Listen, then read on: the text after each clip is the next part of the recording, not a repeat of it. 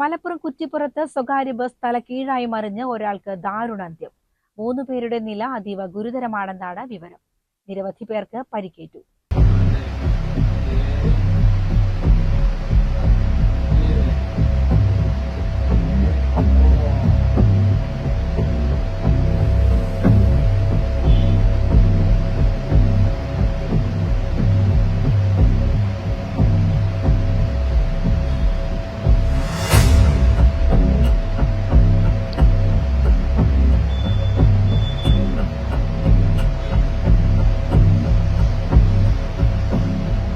കോഴിക്കോട് പെരുവയൽ സ്വദേശി വൈഷ്ണവാണ് മരിച്ചത്. 31 വയസ്സായിരുന്നു. പരിക്കേറ്റവരെ ആശുപത്രിയിൽ പ്രവേശിപ്പിച്ചു. വൈഷ്ണവും സഹോദരനും ദേവസ്വം ബോർഡ് പരീക്ഷയ്ക്ക് പോകുന്നതിനിടെയാണ് അപകടം. സഹോദരൻ പരിക്കേറ്റ് ചികിത്സയിലാണ്. നാട്ടുകാരും രക്ഷാപ്രവർത്തകരും യാത്രക്കാരെ പുറത്തെത്തിച്ചു. തൃശൂർ കോഴിക്കോട് ബസ്സാണ് അപകടത്തിൽപ്പെട്ടത്. അപകട സമയത്ത് നിറയെ യാത്രക്കാരുണ്ടായിരുന്നു. അമിത വേഗതയാണ് അപകട കാരണമെന്ന് ദൃക്സാക്ഷികൾ പറയുന്നു. വേഗതയും മഴയിൽ റോഡ് നനഞ്ഞു കിടന്നതും അപകടത്തിന് കാരണമായിട്ടുണ്ടാകാമെന്നാണ് നാട്ടുകാർ പറയുന്നത്.